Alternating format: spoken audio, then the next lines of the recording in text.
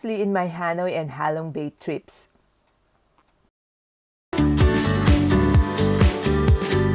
Joined a cooking class, ate lunch, and said goodbye to the boat cruise. On that trip, we not just gather memories but also gain new friends. We got on bus and went back to Hanoi and transferred straight to airport for flight to Ho Chi Minh and stay overnight at the hotel in Ho Chi Minh. Keep watching for our adventure in Ho Chi Minh and the celebration of my 50th birthday.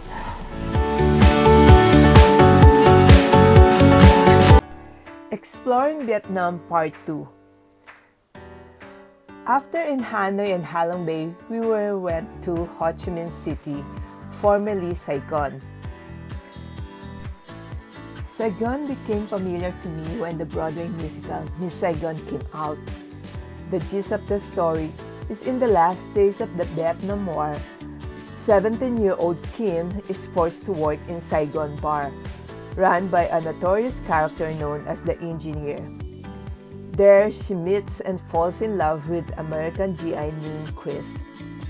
But they are torn apart by the fall of Saigon, set in 1975, during the final days of the American occupation of Saigon.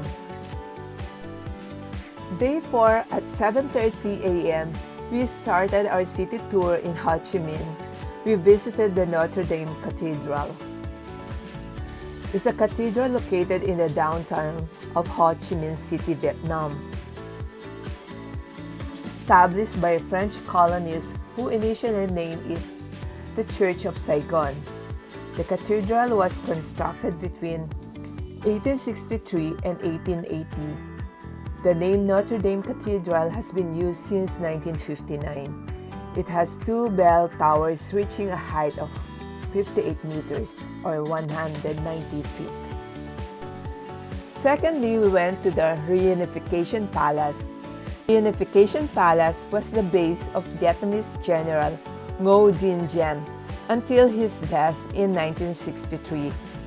It made its name in global history in 1975. A tank belonging to the North Vietnamese Army crashed through its main gate, ending the Vietnam War. Today, it's a must-visit for tourists in Ho Chi Minh City. The palace is like a time capsule frozen in 1975. You can see two of the original tanks used in the capture of the palace parked in the grounds. The Reunification Palace was the home and workplace of the French governor of Cochin, China. It has lush gardens, secret rooms, antique furniture, and a command bunker. It's still in use to host important occasions in Ho Chi Minh, including APEC summits. As I said, that not only memories were gathered on this trip, we gained friends too. We met them during our tour at the Reunification Palace. Thirdly, we went to War Remnant Museum. The War Remnants Museum, Ho Chi Minh City, Vietnam. It contains exhibits relating to the First Indochina War and the Vietnam War. In the afternoon, we left Ho Chi Minh and went to Cu Chi Tunnels. In order to combat better supplied American and South Vietnamese forces during the Vietnam War, Communist guerrilla troops known as Viet Cong dug tens of thousands of miles of tunnels, including an extensive network running underneath the Cu Chi district northwest of Saigon. Soldiers used these underground routes to house troops, transport communications and supplies, lay booby traps, and mount surprise attacks, after which they could disappear underground to safety. To combat these guerrilla tactics, U.S. and South Vietnamese forces trained soldiers known as tunnel rats to navigate the tunnels in order to detect booby traps and enemy troop presence. Now, part of a Vietnam War Memorial Park in Ho Chi Minh City, formerly Saigon, The Cuchi tunnels have become a popular tourist attractions. We finished our tour at 5:30 p.m. That day was my 50th birthday, and I had no idea that Delia got a secret plan on how to celebrate it. As soon as we arrived at the hotel lobby, hear what had happened. Happy birthday to you. Happy birthday, happy birthday. Happy birthday to you.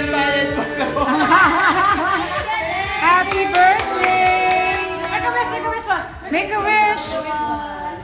Take a picture.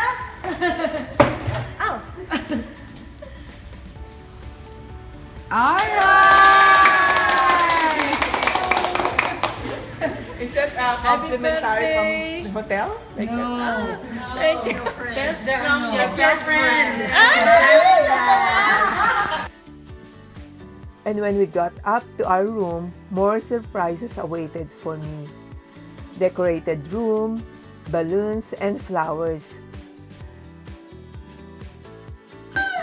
Grabe naman to. Wow! Surprise na surprise ang Simba, birthday girl. surprise! Grabe. Nag-away pa kami niyan.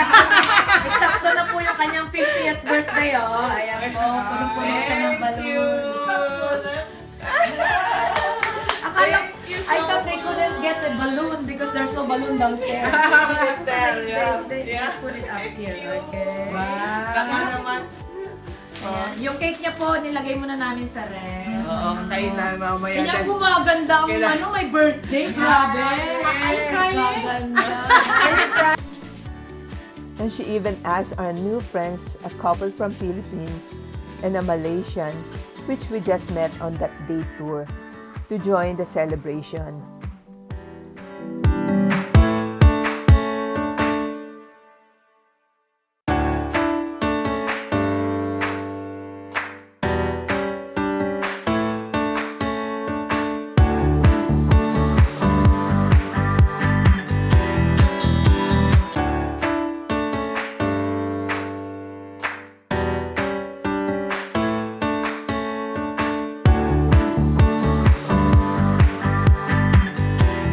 Since there's a Jollibee nearby and we are missing to eat Filipino foods, we agreed to have dinner celebration to eat chicken joy, spaghetti, and fries. Thanks to Delia for she made my birthday extra special that night.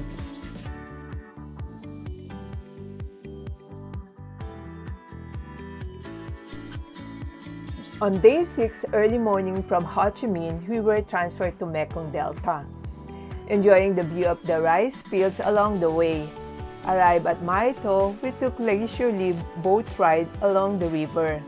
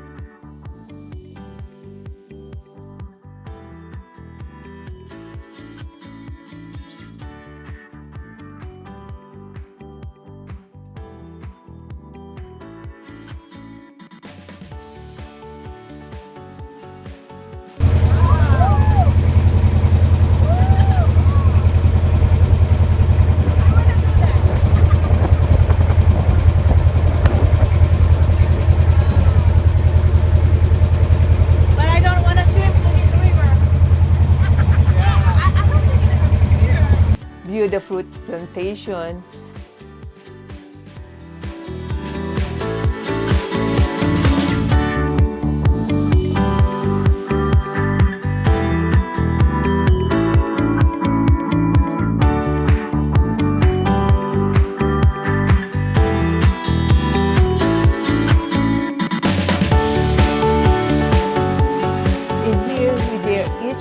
other to taste the barbecue snakes and had one shot of a rice wine. More high value. No! Then,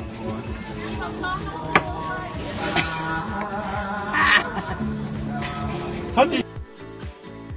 Proceed to Tortoise Islet, had lunch in Orchard Garden, then a boat ride in Ancan, a less touristy attraction in Bentre.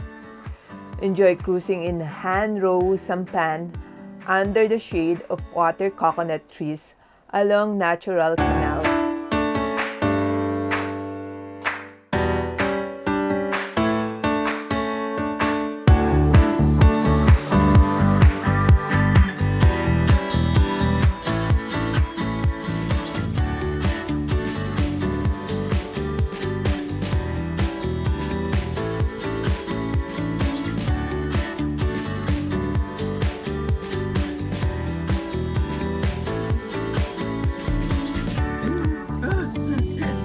It's not a crocodile, but it looks I like thought it's crocodile. I'm gonna jump out here.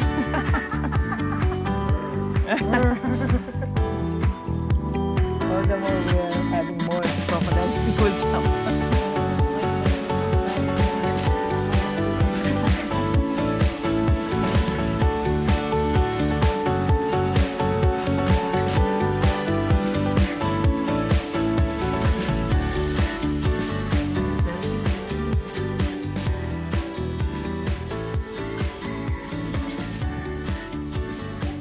Enjoy seasonal fruits and honey tea to the sound of southern Vietnamese folk music performed by locals.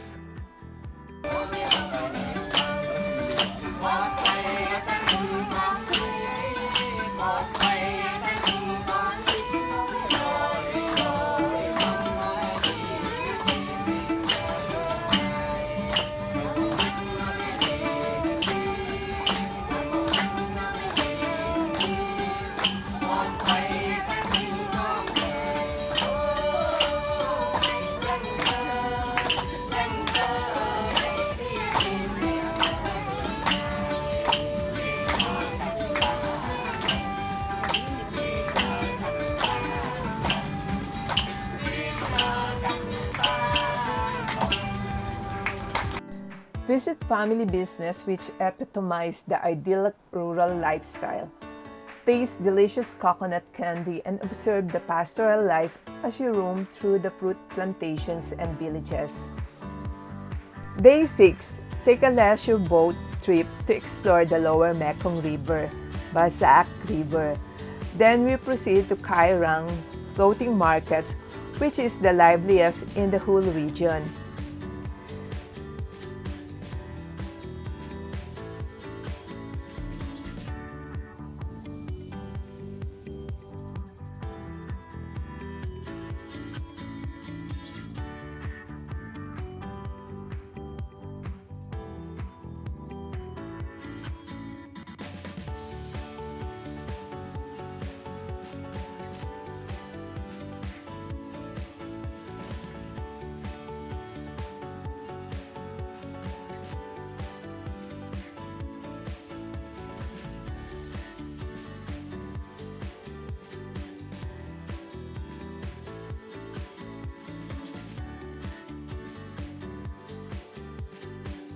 This is me reporting right now. There's the Mekong River. Ayan na, mahaba na.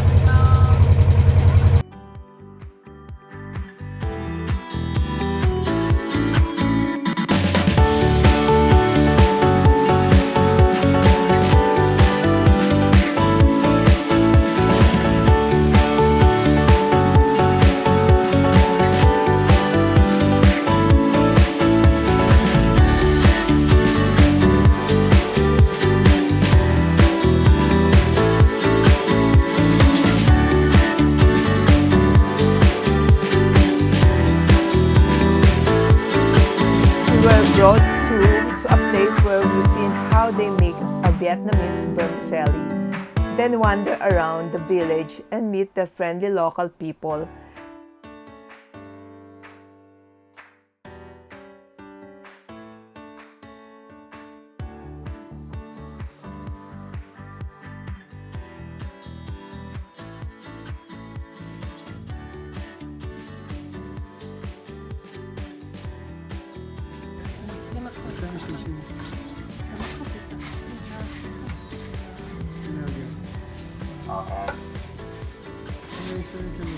And then they close the lid for a couple minutes. I think 2 or 3 minutes. And then that's again, you will use the roller. Roll the vermicelli and then put on the bamboo mat. And then you put outside in the summer heat. And how long they put outside depend on the temperature of the sunlight.